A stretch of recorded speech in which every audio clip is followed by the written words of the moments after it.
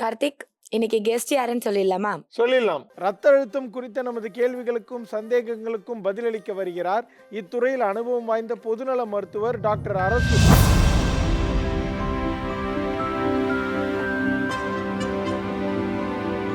வணக்கம் sir.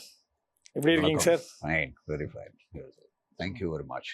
Sir, இப்பெல்லாம் வந்துட்டு ரொம்ப யங் ஏஜ்ல எல்லாத்துக்கும் ஹார்ட் அட்டாக்ஸ் வருது சார். எதனால சார்? ஹார்ட் அட்டாக் அப்படின்னு சொல்கிறதுக்கும் இருதய துடிப்புக்கு முக்கியமானது அதோட ரத்த ஓட்டம். இந்த ரத்த ஓட்டத்துக்கு வர வேண்டிய இந்த இருதயத்துக்கு வர வேண்டிய ரத்த ஓட்டத்தில் ஏதாவது ஒரு அடைப்பு இருந்தால் ஹார்ட் அட்டாக் ஏற்படலாம். இன்னொன்று, இதய துடிப்பு ஆரம்பிக்கிறதுக்கு அதுக்கு நரம்புகள் இருக்குது. அந்த நரம்புகள் இன்ஃபர்மேஷன் கொடுக்கும். அதாவது இந்த இத்தனை நிமிஷத்துக்கு இவ்வளவு துடிக்க வேண்டியிருக்கும், செயல்பட வேண்டியிருக்கும். அதில் ஒரு தவறு ஏற்பட்டாலும் அதனால் அந்த எலக்ட்ரிக்கல் இம்பல்ஸ் வராது. அந்த வராததுனால இருதயம் துடிக்க முடியாமல். ஸோ அது ஒரு type. So there are 2 or 3 different varieties of this singer type. காரணம் மேஜாக இருக்குன்னா, இன்றைக்கி நம்மளோட வாழ்க்கை முறை மாறிடுச்சு. அந்த காலத்தில் இருந்தபோது இருந்த வாழ்க்கை முறையில் அதிகமான ஸ்ட்ரெஸ்ஸு கிடையாது, மன அழுத்தங்கள் கிடையாது. எல்லாமே செயல்படுறதுக்கு வாழ்க்கை முறை ரொம்ப சிம்பிளாக இருந்தது. காலையில் 4:30 மணிக்கு எழுந்திரிச்சாங்கன்னா கரெக்டாக அந்த சாப்பாடை சாப்பிட்டுட்டு அவங்க வேலைக்கு போவாங்க. 10 மணிக்கெல்லாம் வீட்டுக்கு வந்துடுவாங்க. திருப்பி சாயந்தரம் 4 மணிக்கு போயிட்டாங்கன்னா 7 மணிக்கு வருவாங்க. கரண்ட்டு கிடையாது, எந்த இதுவும் கிடையாது. ஸோ சாப்பிட்டுட்டு அவங்க ரெஸ்ட் பண்ணுவாங்க. ஸோ அவங்க வாழ்க்கை முறை எந்த ஒரு எதிர்பார்ப்புகள் அதிகம் இல்லை. இன்றைக்கி வாழ்க்கையில் அப்படி இல்லை. இன்றைக்கி எதிர்பார்ப்புகள் அதிகம். யாருக்கும் சின்ன பிள்ளைய எடுத்தால் கூட அதுக்கான எல்லாருமே ஃபஸ்ட் ரேங்க் வரணும். எல்லாருமே ஃபஸ்ட் ரேங்க் வர முடியாது. ஆனால் எல்லாத்துக்கும் ஃபஸ்ட் ரேங்க் வரணும். எல்லா அப்பாவும் நீ ஏன் ஃபஸ்ட் ரேங்க் வரல, நீ ஏன் செகண்ட் ரேங்க் வரல, ஏன் 5 மார்க் போச்சு, ஏன் 2 மார்க் போச்சு. ஸோ சின்ன வயசுலேருந்து இந்த ஸ்ட்ரெஸ்ஸு கொடுத்துக்கிட்டே இருக்கும். இந்த ஸ்ட்ரெஸ்ஸு கொடுக்கும்போது செய்யும்போது இருதய துடிப்பு இன்னும் கொஞ்சம் அதிகமாகுது. ஸோ அந்த வாழ்க்கை முறையே மாறிடுச்சு. இன்றைக்கி எதிர்பார்ப்புகள் மாறிடுச்சு. ஸோ ஆசைகள், பேராசைகள் இதெல்லாம் வரும்போது அதோட ஸ்ட்ரெஸ்ஸு ஜாஸ்தியாகும்போது இருதயத்துக்கு போக வேண்டிய ரத்த ஓட்டங்களோ இல்லை இருதய துடிப்புக்கு வேண்டிய அந்த எலக்ட்ரிக்கல் இம்பல்ஸோ இதாச்சுன்னா அப்போது ஹார்ட் அட்டாக்ஸ் ஏற்படுது. அதனால தான் இன்றைக்கி சின்ன வயசுலேயே பார்க்குறோம். இப்போ மோஸ்ட்லி என்னாச்சு, ரெண்டாவது பயாலாஜிக்கல் கிளாக்னு ஒன்று இருக்குது நம்ம உடம்புல. அதாவது நான் எது செய்கிறேனோ செய்யலையோ இந்த நேரத்துக்கு சில ஹார்மோன்ஸு, என்சைம்ஸு அது சுரக்கும்.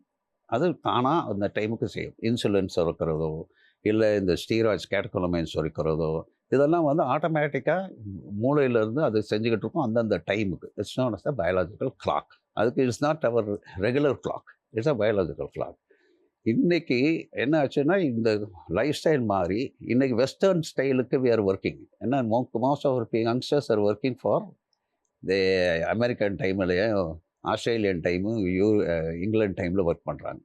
ஸோ அந்த ஒர்க்கு பண்ணுறதுனால என்ன ஆகுதுன்னா, உடம்புக்கு இப்போ காலையிலையா உதயசூரியன் வந்துருச்சா இல்லை இதாங்கிறது சொல்ல தெரியுமில்ல. ஸோ அந்த biological clock is getting change. So அந்த சேஞ்ச் ஆகிறதுனால மற்ற நேரங்களில், தேவையில்லாத நேரங்களில் சில என்சைம்ஸு செக்ரீட் ஆகுது. அது பண்ணும்போது என்ன ஆகுதுன்னா, இருதய துடிப்புகள் ஜாஸ்தி ஆகுது, இருதயத்துக்கு வேலை இன்னும் அதிகமாகுது, மூளைக்கு போக வேண்டிய ரத்த ஓட்டம் கம்மியாகுது. ஸோ அதுலேருந்து வர வேண்டிய இன்ஸ்ட்ரக்ஷன்ஸு கம்மியாகுது. ஸோ இருதயம் டோட்டலாக இட் கெட்டிங் பிளாக்ட். அதனால் ரத்த ஓட்டங்கள் இதுலேருந்து எலக்ட்ரிக்கல் இம்பல்ஸில் பிளாக் ஆகுது. ஸோ அதனால் ஹார்ட் அட்டாக்ஸ் ஏற்படுது. ஒன் ஆஃப் த காரணங்கள் என்னென்னா பிபி. பிபிங்கிறது மனுஷனுக்கு இருக்கணும். பிபி இல்லைன்னா மனுஷன் செத்து போயிட்டான்னு அர்த்தம். நாங்கள் கடைசியாக செக் பண்ணும்போது இப்போ பிபி இல்லைப்பா, பல்ஸ் இல்லை, அவருக்கு இப்போ இறந்துட்டாருன்னு சொல்கிறோம். ஸோ பிபிங்கிறது பிளட் ப்ரெஷர் தான். அது அதிகமாக இருக்கதா, கம்மியாக இருக்கா, ஸோ ஹை பிபியா, லோ பிபியா, இதுதான் இது. ஸோ பிபி கிடையாதுன்னு சொன்னோன்னா மனுஷனை உயிரோடு இல்லைன்னு அர்த்தம். காரணம் ஏன் பிபி இருக்கணும்? இருதய துடிப்பு இருந்து இந்த ரத்தத்துலேருந்து உள்ள சர்க்கரையை எல்லா திசுக்களுக்கும் இட் ஹாஸ் டு சப்ளை, எல்லாத்துக்கும் கொடுக்கணும். அது கொடுக்கறதுக்கு அந்த இருதய துடிப்பு இருக்கணும். அந்த துடிப்புக்கு பேர் தான் ப்ரெஷர். ஸோ அதான் BP. So blood pressure is important. But எல்லோரும் பிளட் ப்ரெஷர்னோடனே எல்லோரும் ஒரே ஒரு ஃபிக்ஸட் லைன் வச்சுக்கோங்க. எவ்வளவு இருக்கும்? 120/80. மனுஷனால் அப்படி இருக்கவே முடியாது. It is either high R low every minute it will change. ஒவ்வொரு நிமிஷத்துக்கு நிமிஷம் இந்த ப்ரெஷர் மாறிக்கிட்டே இருக்கும். இருதய துடிப்புக்கு ஏற்றாப்புல, நம்ம உடம்போட தேவைகளுக்கு ஏற்றாப்புல. நான் ஓடும்போது என்ன ஆகுது, என்னோட தசைகள் வேலை செய்யுது. அப்போ எனக்கு இன்னும் கொஞ்சம் சத்து வேணும். ஸோ எதையும் அதிகமாக துடிக்கணும். அப்போ பிபி ஏறும். தூங்குறேன், அந்த நேரத்தில் என்னோட உடம்பு வேறு எந்த வேலையும் செய்யலை. அப்போ அதுக்கு இது தேவையில்லை. ஸோ ப்ரெஷர் அவ்வளோ தேவையில்லை. ஸோ இருதயம் இதுதாகும். ஸோ பிபி குறையும். ஸோ இதுதான் basic principle of BP. Sir, காமனாக வந்து ஒரு பேஷண்ட்ஸ்க்கு வந்து ஒரு ஹை பிபியோ இல்லை லோ பிபியோ நீண்ட நாட்களுக்கு இருந்தால் என்ன மாதிரியான ஒரு பிரச்சனைகள் அவங்க உடம்புக்குள்ளே நடக்கும்? High BP, low BP. High பிபிங்கிறது பேர் தான் ஹைப்பர் டென்ஷன். அதுதான் பிபி. அதுக்கு வந்து மாத்திரை மருந்துகள் கொடுத்து அதை கண்ட்ரோல் கொண்டு வரணும். லோ பிபிங்கிறது அதாவது சராசரியாக இருக்க வேண்டிய இரத்த அழுத்தங்களோட கம்மியாக இருக்கிறது தான் லோ பிபி. லோ பிபிங்கிறது வியாதி இல்லை, அது ஒரு அறிகுறி. சில நேரங்களில் அந்த ரத்த அழுத்தம் கம்மியாகும், ஃபாலோ ஆகும். எப்போன்னா இப்போ கழுத்தில் சர்வைக்கல் ஸ்பான்லோசிஸ் இருக்குது, அழுத்தம் இருக்குது. ஸோ அவங்களுக்கு அழுத்தம் இருக்கும்போது அந்த சேஞ்ச் ஆஃப் பாஸ்டரில் அந்த நகரும்போது அந்த அழுத்தத்தினால நரம்பு அழுத்தம் இது கொடுக்கறதுனால இருதயத்துக்கு போகிற அந்த சர்க்கியூட் பிளாக் ஆகுது. ஸோ ஆட்டோமேட்டிக்காக இருதயம் வந்து இன்னும் கொஞ்சம் இப்போ ட்ரை பண்ணுது, ஆனால் அதால் முடியல. அப்போ பம்ப் பண்ண முடியல, மூளைக்கு போக வேண்டிய ரத்த ஓட்டத்தை பம்ப் பண்ண முடியலை. ஸோ ஆட்டோமேட்டிக்காக ஃபால் ஆகும். ஸோ அதுதான் சில பேர் ஃபெயிண்ட் ஆகிறதெல்லாம். சில நேரத்தில் சில பேருக்கு வந்து ரத்தப்போக்கு அதிகமாக இருக்கும், ப்ளீடிங் ஏதாவது இருக்கும். அப்போ என்ன ஆகும்னா ஆட்டோமேட்டிக்காக ரத்தம் வந்து இல்லை இல்லையா, ஸோ சர்க்குலேட்டே ஆகலை, வெளியே போயிடுது. ஸோ அந்த ப்ரெஷர் குறையுது. ஸோ ஆட்டோமேட்டிக்காக தட் வைஸ் லோ ப்ரெஷர். உள்ளுக்குள்ளே இருக்கலாம் ப்ளீடிங், வெளியே அடிபட்டு ப்ளீடிங் இருக்கலாம். இப்போ ஒரு அல்சர் இருந்து உள்ளுக்குள்ள ரத்த கசிவு இருக்குது, ஆட்டோமேட்டிக்காக ப்ளீடிங் இருக்கிறதுனால பிபி வந்து ஃபால் ஆகும். இப்போ அடிபட்டு ரத்த ஓட்டம் இருக்குது, ஆக்சிடெண்ட் ஆச்சு, இது ஃப்ராக்சர் ஆச்சு, ஸோ இது அதில் ரத்த கசிவு இருக்குது, அப்போ ஆட்டோமேட்டிக்காக பிபி ஃபால் ஆகும். அதே நேரத்தில் சில மேஜர் காரணங்கள் இருக்கிறது வந்து என்னென்னா, இப்போ இந்த கிட்னி ப்ராப்ளம் இருக்கவங்க, ஸோ சுகரு பிபி இதெல்லாம் இருந்து கிட்னி ஃபெயிலியர் ஆகினவங்களுக்கு அந்த நேரத்தில் அங்கே உப்பு சத்து கம்மியாகிடும், ஆட்டோமேட்டிக்காக பிபி கம்மியாகும். பிபிக்கு தேவை உப்பு. இந்த உப்பு சத்து ஜாஸ்தியாக இருக்கும்போது ஸ்டீராய்ட்ஸ், கேட்டகோலமைன்ஸ் இதாகும். அந்த கேட்டகோலமைன்ஸ் இருக்கும்போது ரத்த குழாய்களை வந்து சுருக்கும், அப்போ பிபி ஏறும். ஸோ அந்த சால்ட்டு உப்பு கம்மியாகிடுச்சுன்னா ரத்த விரிவு ஏற்படும் போது ஆட்டோமேட்டிக்காக ஃபால் ஆகுது. இது சிம்பிள் பிரின்சிபல், ஃபிசிக்ஸ் தான், வேறு ஒன்றும் வேண்டாம். இப்போ வீட்டில் ஒரு பம்ப் இருக்குது, ப்ரெஷருக்கு ஓவர் ஹெட் டேங்க் இருக்குது. அந்த ஓவர் ஹெட் டேங்க்குக்கு நம்ம மோட்ரு போட்ட உடனே அதை பம்ப் பண்ணுது. அந்த பம்ப்பு தான் ஹார்ட்டு, அதை போகிற பைப்ஸ் தான் ஆர்ட்ரிஸ், எல்லாம் இதுவும். ஸோ அந்த இதில் ஒரு வாட்டை விழுந்துச்சுன்னா என்ன ஆகும், மேலே தண்ணி வராது, ஆட்டோமேட்டிக்காக ஃபால் ஆகும். அதுதான் low BP. So it is actually வியாதி இல்லை, வேறு காரணத்தினால இது குறையுது. ஹை பிபிக்கு பல காரணங்கள் இருக்குது. ஒன்று பல வியாதிகள்னால ஏற்படக்கூடியதுனால. ஸோ ஃபஸ்ட்டு வந்து என்னென்னா, வெறும் ஃபீவர் வந்திருந்தால் கூட அப்போ வந்து ஒவ்வொரு நம்ம உடம்புக்கு வந்து திசுக்களுக்கு எல்லாத்துக்கும் இன்னும் கொஞ்சம் சர்க்கரை அதிகமாக வேணும் அது வேலை செய்கிறது. அப்போ என்ன பண்ணுது, so it ask for more, எனக்கு இன்னும் கொஞ்சம் கொடு, இன்னும் கொடுன்னு. அப்போ இருதயம் இன்னும் கொஞ்சம் துடிக்கும், ஸோ பிபி ஏறலாம். அதே மாதிரி நுரையீரலில் ஏதாவது அடைப்பு ஏற்படுது ஒரு இது, அப்போ இந்த இருதயம் வந்து அதை புஷ் பண்ணுது, வெளியே தள்ள பார்க்குது. ஸோ அது ஸோ தட் நல்ல மூச்சு இழுத்து விட்டு சுவாசம் எடுத்து நம்மளோட பிராணவாயுவை இன்க்ரீஸ் பண்ணி ஆக்சிஜனேஷன் இன்க்ரீஸ் பண்ணுறதுக்காக it is trying the best. So that is. அதே மாதிரி கிட்னியில் ஏதோ ஒரு பிரச்சனை இருக்குது, அதுக்குனால ஏற்படக்கூடியதுனால உப்பு வெளியே வெற்றப்படாமல் ரத்தத்திலேயே தங்குறதுனால உப்பு சத்து ஜாஸ்தியாகிறதுனால ப்ரெஷர் இன்க்ரீஸ் ஆகும். ஸோ இந்த மாதிரி பல காரணங்கள் இருக்கிறத வந்து அதுக்கு பேர் செகண்டரி ஹைப்பர் டென்ஷன். அந்த வியாதிகளை சரி பண்ணால் இந்த பிபி வராமல் தடுக்க முடியும், சரி பண்ண முடியும். இந்த எந்த காரணமே இல்லை, வயசாயிடுச்சு அதனால் ஏற்படக்கூடியது. ஏன்னா ஆண்டவன் ஒரு நாள் எப்படியும் நம்மளை எடுத்துன்னு போகணும், ஸோ அதனால் இருக்காது. ஜெனட்டிக் காசஸ், சில பேருக்கு பிறப்பிலேயே அந்த மரபணுக்களில் உள்ள பிரச்சனையினால் சில ஜீன் எக்ஸ்ப்ரெஷன் இருக்காது, அந்த மரபணுக்கள் எக்ஸ்பிரஷன் இருக்காது. அப்போ அதுக்கு தேவையான அளவு உள்ள ஹார்மோன்ஸ் அண்ட் என்சைம்ஸ் வராது. அந்த என்சைம்ஸ் வரலைன்னா அதுக்கு அப்போ ஏற்படுற மாதிரி ஒரு பிபி இது பண்ணலாம். ஸோ இந்த மாதிரி எந்த காரணமும் இல்லாமலுக்கு பேர் ப்ரைமரி இடியோபேத்திக் ஹைப்பர் டென்ஷன். ஸோ காரணம் தெரியாது, பிபி ஆனால் இருக்குது. ஸோ அதை கண்ட்ரோல் பண்ணணும். ஸோ அந்த கண்ட்ரோல் பண்ணுறதுங்கிறத பொறுத்து தான் இருக்குது. ஸோ கண்ட்ரோலுங்கிற வார்த்தை வந்தாலே டாக்டர் நாங்கள் எதுவும் ட்ரீட் பண்ணல, பேஷண்ட்டை தான் ட்ரீட் பண்ணிக்கிறாங்க. நாங்கள் அட்வைஸ் பண்ணுறோம், மானிட்டர் பண்ணுறோம், என்னென்ன செய்யணும் செய்யக்கூடாதுன்னு சொன்னோம். மெடிகேஷன் கரெக்டாக இருக்கா, அவங்க எடுத்தாங்கன்னா சரியாக மானிட்டர் ஒர்க் ஆகுதா இல்லையா, இதுதான் we are monitoring. Patient is one who's treating himself. அவங்க ட்ரீட் பண்ணுறதுக்கு மெயின் திங் என்ன, டயட்டும் எக்ஸசைஸ். ஸோ டயட் நல்லா இருந்து அதில் செய்யக்கூடாததில் செய்யாமல் இருந்தாங்கனாலே பிபி வராது. ரெண்டாவது, எக்ஸசைஸ் பண்ணும்போது ஸ்வெட் ஆகுது. ஸ்வெட் ஆகும்போது உப்புச்சத்து வெளியே வந்துடும். இந்த வேர்வையில் உப்புச்சத்து வெளியே வரும்போது ஆட்டோமேட்டிக்காக சால்ட் கண்டென்ட் இதாகும்போது பிபி இதாகும். So these are the two primary. இது மாத்திரை மருந்து secondary to control, but not as a treatment. It's only for control. Patient தான் ட்ரீட்மெண்ட்டே கண்ட்ரோல் பண்ணுறாங்க. ஸோ நாளாக பிபி ஜாஸ்தியாக இருக்கும்போது இந்த ஒவ்வொரு ரத்த குழாய்க்கும் ப்ரெஷர் ஜாஸ்தியாகும் போது என்ன ஆகுதுன்னா திக்கன் ஆகுது, ஹார்ட் ஆகுது. இப்போ இன்னொரு சிம்பிள் எக்ஸாம்பிள் சொன்னோன்னா, மோட்டர் பைக் ஓட்டுறவங்களுக்கு தெரியும். இந்த டேங்க்லேருந்து ஒரு டியூப் வரும், பெட்ரோல் டேங்க். இது நாளாக பார்த்தீங்கன்னா அது ஹார்டன் ஆயிடும். முதல்ல சாஃப்டாக இருக்கும் அந்த டியூப்பு, நாளாக ஹார்ட் ஆகும். அதே மாதிரி தான் நம்ம ரத்த குழாய்களும் ஹார்டன் ஆகும். அதே மாதிரி இந்த கொழுப்பு சத்து சேர்ந்து ஹீட் ஹார்டன்ஸ். இதில் அடிஷ்னலாக அவங்களுக்கு சுகர் இருக்குது, அவருக்கு கிட்னி ப்ராப்ளம் இருக்குது, பிரெயினில் ஏதாவது டியூமர் இருக்குது, வேறு லங்ஸில் ஏதாவது பிரச்சனை இருக்குது. ஃபார் எக்ஸாம்பிள் கோவிட் வந்தபோது என்னாச்சு, லங்ஸ் எல்லாம் போய் பாதிப்பு ஏற்பட்டது. லங்ஸ் எல்லாம் பாதிப்பு ஏற்படும் போது சுவாசம் இல்லை. So it is not able to take more. So என்ன பண்ணுது, அந்த இருக்கிற கொஞ்சம் நஞ்ச பிராணவாயுவை எல்லா இடத்துக்கும் கொண்டு போகணுன்னு இருதயம் இன்னும் கொஞ்சம் கஷ்டப்பட்டு ஒர்க் பண்ணுது. ஸோ ஆட்டோமேட்டிக்காக பிபி வந்தது. ஸோ போஸ்ட் கோவிட் நிறைய பேருக்கு பிபி வந்திருக்கு, நிறைய பேருக்கு ஹார்ட் அட்டாக்ஸ் வந்திருக்கு, நிறைய பேருக்கு பிளாக்ஸ் வந்திருக்கு, அடைப்புகள் ஏற்படுது. ஸோ அதே மாதிரி அதே முதல்ல சொன்ன எக்ஸாம்பிள், பைப்பில் வாட்டர் போகும்போது எங்கேயோ ஒரு இடத்துல ஒரு அடைப்பு இருக்குது. அப்போ என்ன ஆகணும், இந்த இடத்துல ப்ரெஷர் இன்க்ரீஸ் ஆகிட்டே இருக்கும். இந்த அடைப்பு எடுக்காத வரை ப்ரெஷர் ஏறும். ப்ரெஷர் ஏறும்போது என்ன, மோட்டருக்கும் ஒர்க் ஆகாது. ஸோ ஆட்டோமேட்டிக்காக பேக் ப்ரெஷர் வரும். ஸோ அதே மாதிரி தான் இந்த பிபினால் ஹார்ட் இப்போ வீங்க ஆரம்பிக்கும். ஸோ டைலேட்டட் கார்டியோபயோபதின்னு சொல்லுவோம், அதாவது இருதய வீக்கம். ஸோ அந்த இருதயம் வீங்க என்ன ஆகும், அது முழுசாக வேலை செய்ய முடியாது. முழுசாக வேலை செய்யலைன்னா மற்ற உறுப்புகளுக்கு அனுப்ப வேண்டிய ரத்தம் ஓட்டமும் பிராணவாயுவும் சர்க்கரை குறையும். ஆட்டோமேட்டிக்காக அவங்களோட கோமார்பிடிட்டிஸ் மற்றது இன்க்ரீஸ் ஆகிட்டே போகும். ஸோ எவ்வளவுக்கு நாள் ஆக ஸோ மூளைக்கு போகிற ரத்த ஓட்டம் அடைப்பு ஏற்பட்டால் ஸ்ட்ரோக்கு, பேராலிசிஸ் வர வாய்ப்பு, இருதயத்துக்கு போகிறது வீக்கம் வரலாம், இல்லை ரத்த ஓட்டம் அடைப்பு ஏற்பட்டு ஹார்ட் அட்டாக் வரலாம். கிட்னிக்கு போகிற ரத்த ஓட்டத்தில் அடைப்பு ஏற்பட்டு ரீனஸ் ஸ்டெனோசிஸ் பிளாக் ஏற்பட்டு கிட்னி ஃபெயிலியர் இது வரலாம். லிவரில் பிளாக் ஆச்சுன்னா லிவர் ஃபெயிலியர் இது வரும். ஸோ எவ்வளவுக்கு நாள் ஆக அந்த இரத்த குழாய்கள் எல்லாம் ஹார்டன் ஆக இந்த கொழுப்பு சத்து சேர்ந்து அதுக்கு எத்தெரோஸ்க்ளரோசிஸ்ன்னு சொல்லுவோம்.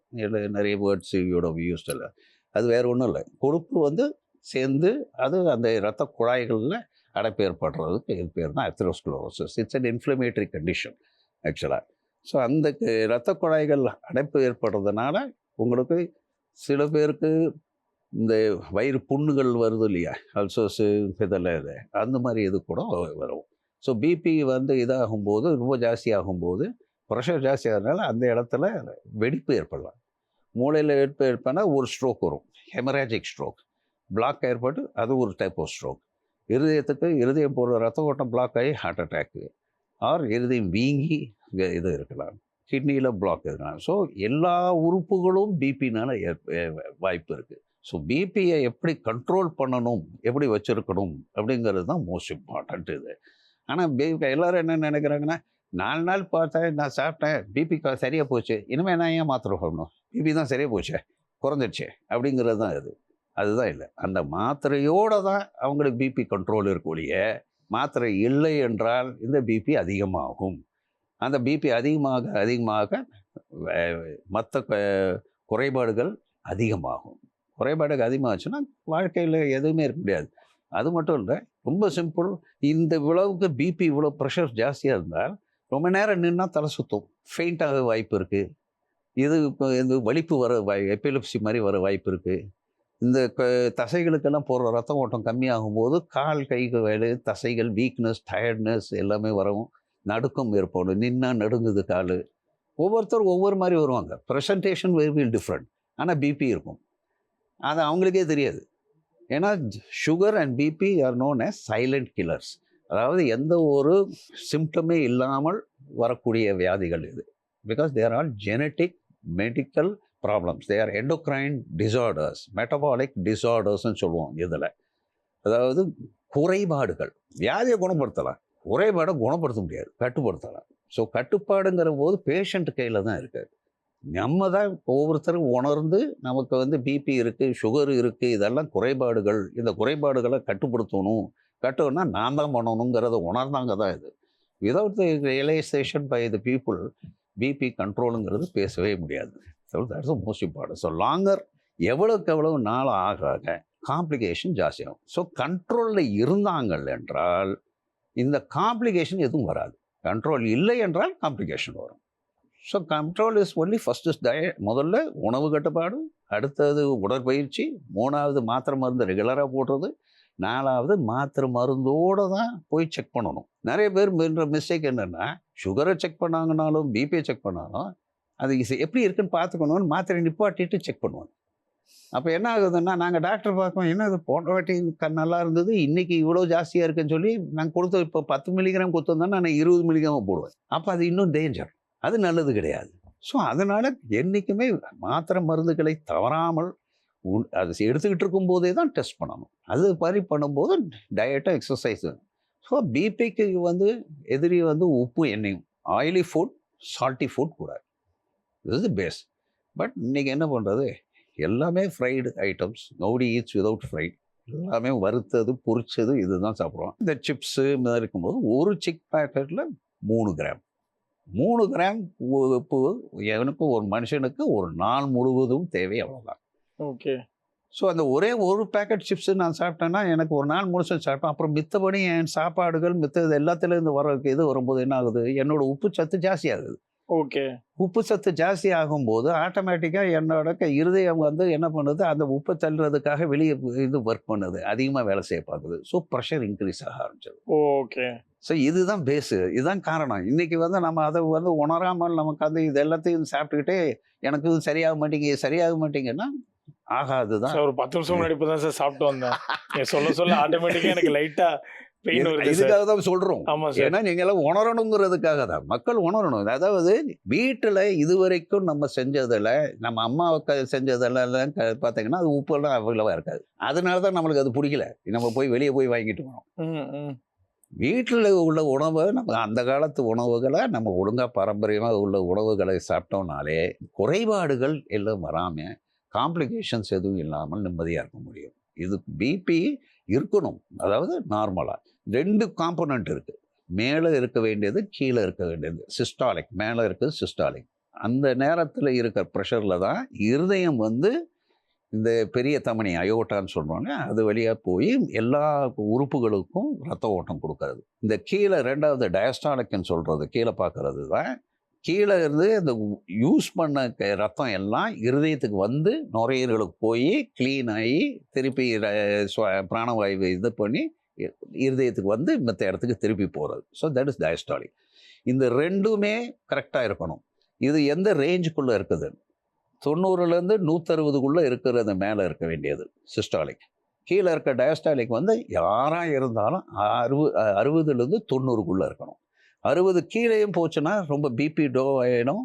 அப்போ மூளைக்கு போகிற ரத்த ஓட்டம், கிட்னிக்கு போகிற ரத்த ஓட்டம் எல்லாமே குறையும், லிவர் எல்லாம். அப்போ தான் ஃபெயிலியர், லிவர் ஃபெயிலியர், கிட்னி ஃபெயிலியர்லாம் ஏற்படுறது. கீழே இருக்கிறது 60லேருந்து 90க்குள்ளே இருக்க வேண்டியது இருதயத்துக்கு. அந்த நேரம் தான் இருதயத்துக்கு ரத்தம் ஓட்டம் போகும். கீழேருந்து வெளியே ரத்தம்லாம் வந்து தான் அது இருதயத்துக்கு போகிறது, இருதய தசைகளுக்கும் போகிறது டைம்.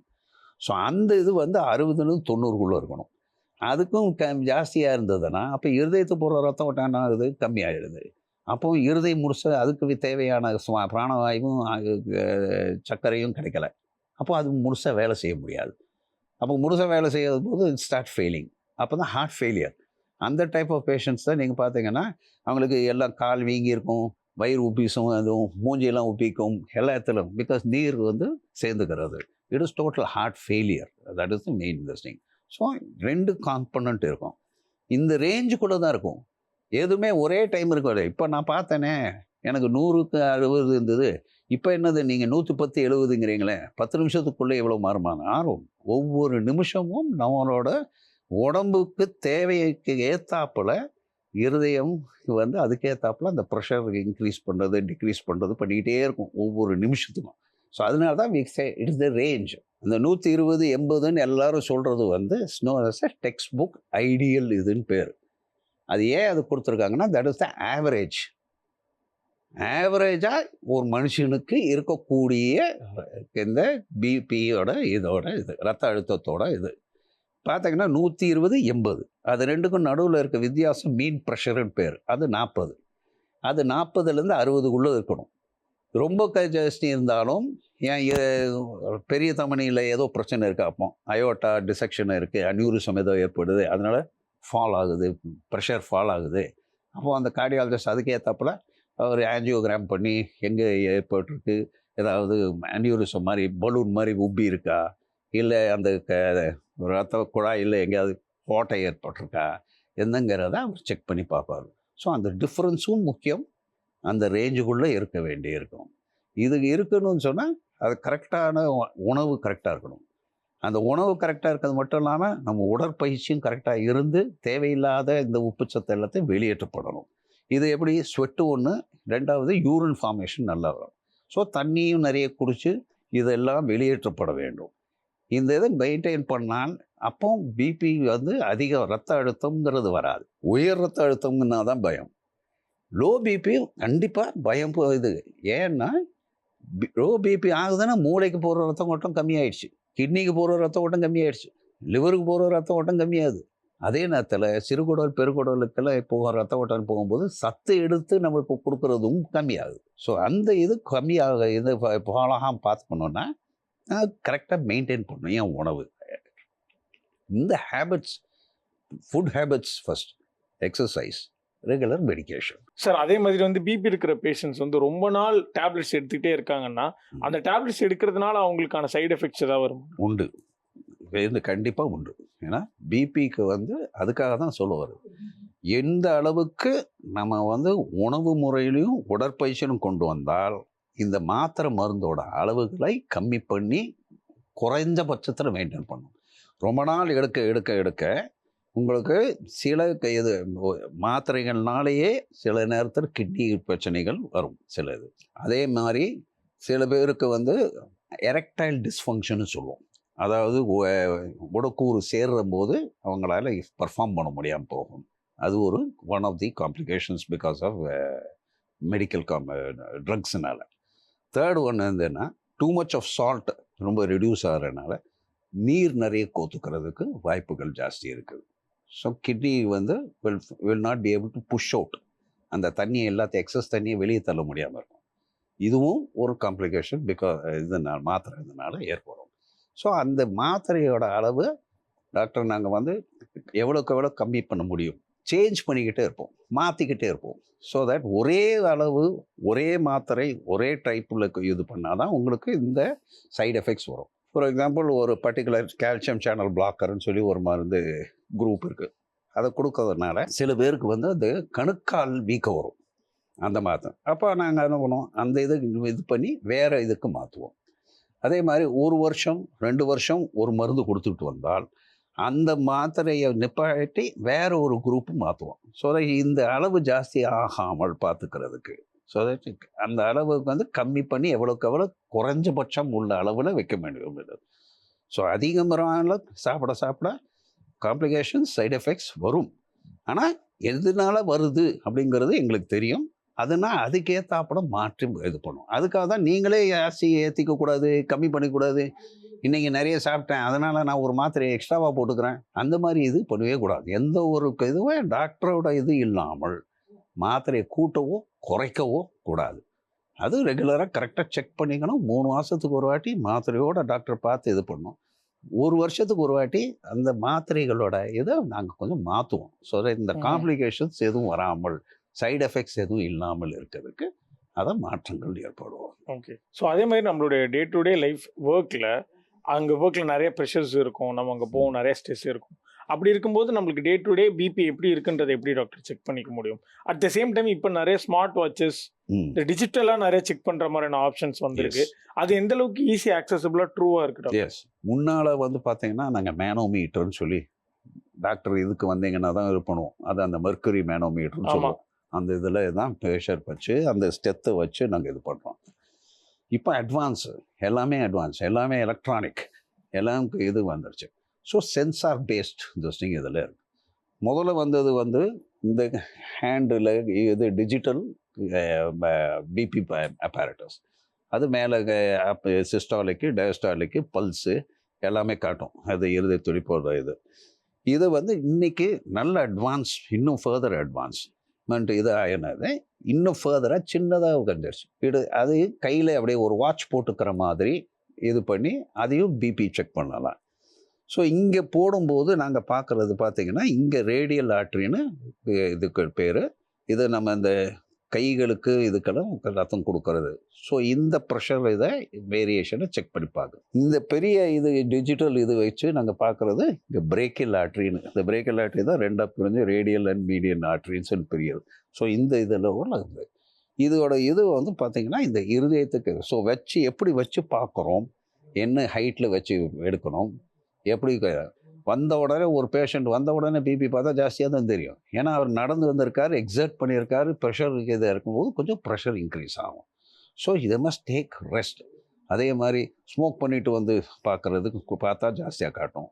ஒரு டீ ஒரு காஃபி ஏதாவது சூடாக குடிச்சிட்டு வந்துட்டு பார்த்தோன்னா பிபி கொஞ்சம் ஜாஸ்தியாகும். ஸோ பிபி பார்க்கறதுக்கு முன்னால் ஒரு 15 மினிட்ஸ் அஸ்வாசப்படுத்திட்டு தான் பார்க்கணும். That is first important. இன்னொரு பிபி ஒன்று இருக்குது, ஒயிட் கோட் பிபின்னு பேர். அந்த காலத்தில் டாக்டர் எல்லாம் அந்த காலத்தில் வெள்ளை கோட் போட்டு தான் உட்காந்துருப்போம். ஸோ அதனால் டாக்டரை பார்க்கும்போது மட்டும் பார்த்தீங்கன்னா அங்கே கிளினிக்கில் பார்க்கும்போது மட்டும் பிபி ஜாஸ்தியாக இருக்கும். வெளியே போய் பார்த்தாலும் வீட்டில் போய் பார்த்தாங்கனாலும் அங்கே பிபி கரெக்டாக இருக்கும். அந்த வெள்ளை கோட்டை பார்த்த உடனே அது பயம் வந்துடும். ஏன்னா சொல்ல போகிறாங்க பெருசாச்சு நமக்கு ஏதோ பிரச்சனை வந்துருச்சு அப்படிங்கிற ஒரு பயம். அந்த பயத்தினால ஏற்படக்கூடியது we call that as white coat BP. அது ஆக்சுவலாக பிபி இல்லை, அந்த மனம் இதனால ஏற்படுகிறது, அந்த பயத்தினால ஏற்படுகின்றது. So that is the thing. So இந்த மாதிரி இதுக்கு பண்ணும்போது இப்போ வந்து ஸ்மார்ட் வாட்சஸ்லேயும் வந்துருச்சு. பட் ஸ்மார்ட் வாட்சஸில் உள்ள சென்சார் இதோட இதுக்கு என்னன்னா இந்த கேப்பிலரி மேலே இருக்கிற அந்த ரத்த ஓட்டத்தை இதை பண்ணும். கையில் மாட்டி பார்க்குற பிபி அப்பேரட்டஸ் மாதிரி இது ஹேண்ட் திங் இருக்குது, அது ஓகே. இந்த டிஜிட்டலுக்கு இது பார்க்குறதும் ஃபைன், ரெண்டுமே இதுதான்.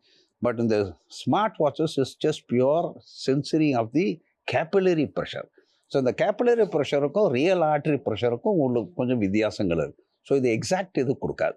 ஆனால் என்ன ஒரு அட்வான்டேஜ்னா இதுலேயே ஜாஸ்தி காட்டுது அப்படின்னு சொன்னால் நம்ம தெரிஞ்சுக்கலாம். அப்போ டெஃபினட்டாக ரத்தம் இது பிபி வந்து அதிகமாக இருக்குது. அப்போ நம்ம ஒழுங்காக போய் டாக்டர் உடனே பார்த்துட்டு உடனே பண்ணோன்னா நம்மளை காப்பாற்றிக்கலாம் அப்படிங்கிற ஒரு இது இருக்குது, பெனிஃபிட் இருக்குது. தேர்ட்லி வந்து இது வந்து ஓரளவுக்கு இந்த ஸ்மார்ட் வாட்சஸில் இசிஜி வேரியேஷன் கொடுக்கும். ஸோ இந்த இசிஜி வேரியேஷன் கொடுத்து அது வந்து ஒரு அலர்ட் கொடுக்கும், அலாம் கொடுக்கும். உங்களுக்கு பிரச்சனை இருக்குது அப்படின்னு பீப் பீப் பீப்னு. So you know very well. அது இல்லைனாலும் தவறாமல் போய் உடனே போய் பார்த்துக்கிட்டால் கண்டிப்பாக நம்மளை காப்பாற்ற வாய்ப்புகள் ஜாஸ்தி. பிபி ஜாஸ்தியாக இருந்தால் இருதயத்துக்கு போகிற ரத்த ஓட்டம், மூளைக்கு போகிற ரத்த ஓட்டம் எல்லாமே குறையும் பொழுது கண்டிப்பாக உயிருக்கு ஆபத்து இருக்குது. ஸோ உடனே பார்த்துக்கிறதுக்கு வேணும். ஸோ அது ஒன்று தான் ஸ்மார்ட் வாட்சஸ் இதோட பெனிஃபிட். பட் கையில் மாட்டி பார்க்குற பிபி அப்பேரட்டஸோ இல்லை இந்த ஆமில் அப்பர் ஆமில் பார்க்குற டிஜிட்டல் பிபி அப்பேரட்டஸ் இன்றைக்கி எல்லோரும் வச்சுருக்கோம். இது வந்து ஸ்டாண்டர்டைஸ் ஆகிடுச்சு. ஸோ நல்ல இது இத்தனை வருஷங்களாக 20 வருஷம் மேலே எல்லாம் செக் பண்ணி கரெக்டாக பார்த்து அது ஸ்டாண்டர்டைஸ் பண்ணியிருக்காங்க. ஸோ அதில் எந்த ஒரு குறையும் இல்லை, அது கரெக்டாக தான் இருக்குது. கொஞ்சம் ஜென்ரலாகவே இப்போ ஹாஸ்பிட்டல்ஸே எல்லாருமே அதுதான் யூஸ் பண்ணுறோம், டிஜிட்டல் இதுதான். யாரும் மேனோமீட்டர் யாரும் போட்டு ஸ்டெத்தை வச்சு செக் பண்ணி பார்க்குறதெல்லாம் இப்போ இல்லை. இப்போ பேரண்ட்ஸ்க்கு பிபி இருந்தால் அதே மாதிரி உங்கள் சில்ட்ரன்ஸ்க்கு இருக்குமா? அதாவது மரபணுக்களில் ஒரு இதுக்கு வந்து உள்ள ஒரே ஒரு இது என்னென்னா வாய்ப்புகள் அதிகமுங்கிறது. அதாவது அப்பாக்கோ தாத்தாக்கோ யாருக்காவது இருந்தால் அந்த அவங்க வழியாக நமக்கு மரபணுக்களில் வர வாய்ப்பு இருக்குது. அம்மாக்கோ அம்மாவோட அப்பாக்கோ அம்மாவோட அம்மாக்கோ இருக்குது, அந்த மாதிரி ஒரு இது வந்தால் வாய்ப்பு அதிகம். ஸோ விச் மீன்ஸ் எனக்கு வந்தே தீரணும்னு இல்லை, ஆனால் எனக்கு ஒரு 50% வர வாய்ப்பு இருக்குது. ஸோ எனக்கு அது அப்போவுமே நான் என்ன பண்ணும், எனக்கு அப்பாக்கும் இருக்குது அம்மாவுக்கு இருக்குது, எனக்கு வாய்ப்பு அதிகம். அப்போ அப்போ நான் இப்போத்துலேருந்தே நான் முதல்ல இருந்தே நான் வந்து கேர்ஃபுல்லாக நான் உணவு பழக்க வழக்கங்களும் உடற்பயிற்சியும் பண்ணால் எனக்கு வரக்கூடிய வாய்ப்பு பிற்காலத்தில் வந்தாலும் வரலாம், வராமையும் போகலாம். ஆனால் இப்போ வராமல் நான் தடுத்துக்க முடியும். ஸோ தட் இஸ் அது வந்து எனக்கு ஒரு வார்னிங் மட்டும்தான். So that is the thing. Only thing is probability high அப்படின்னு சொல்லுவோம். வர வாய்ப்புகள் 50% கூடுது, 25% கூடுது, 75% கூடுது வாய்ப்புகள். ஆனால் வந்து தான் ஆகணும் என்பதே இல்லை. சில மரபணுக்கள் எது வந்து ஜெனட்டிக் காசஸ் இருக்கு. அது வந்து அப்பாவுக்கு இல்லாமல் இருக்கலாம், அம்மாவுக்கு இல்லாமல் இருக்கலாம். ஆனால் இவங்களுக்கு அந்த மரபணுக்களில் ஒரு பர்டிகுலர் மரபணு வந்து வேலை செய்யாததுனால பிபி வர வாய்ப்பு இருக்குது. அது சர்டன் ஜெனட்டிக் டிஸார்டர்ஸ். அந்த மாதிரி ஜெனட்டிக் டிஸார்டர்ஸுக்கு வந்து எந்த ஒரு ட்ரீட்மெண்ட்டும் கிடையாது. அது நீங்கள் மாத்திரை மருந்து கொடுத்தாலும் எது பண்ணாலும் அது இருக்க தான் செய்யும். அது ஜாஸ்தியாக தான் இருக்கும். Life expectancies will be change. அதோட வாழ்க்கை எத்தனை வருஷம் இருக்குங்கிறது யாராலும் சொல்ல முடியாது. Thank you doctor. இவ்வளோ நேரம் எங்களுக்கு இருந்த எல்லா டவுட்ஸுக்கும் ரொம்ப கிளியரான எக்ஸ்பிளனேஷன்ஸ் கொடுத்தீங்க. கண்டிப்பாக பார்த்துட்டு இருக்கிற நேயர்களுக்கு ஹெல்ப்ஃபுல்லாக இருந்திருக்கும். மக்களுக்கு உதவி இருந்தால் கண்டிப்பாக. Thank you so much for coming doctor. Doctor. Thank you.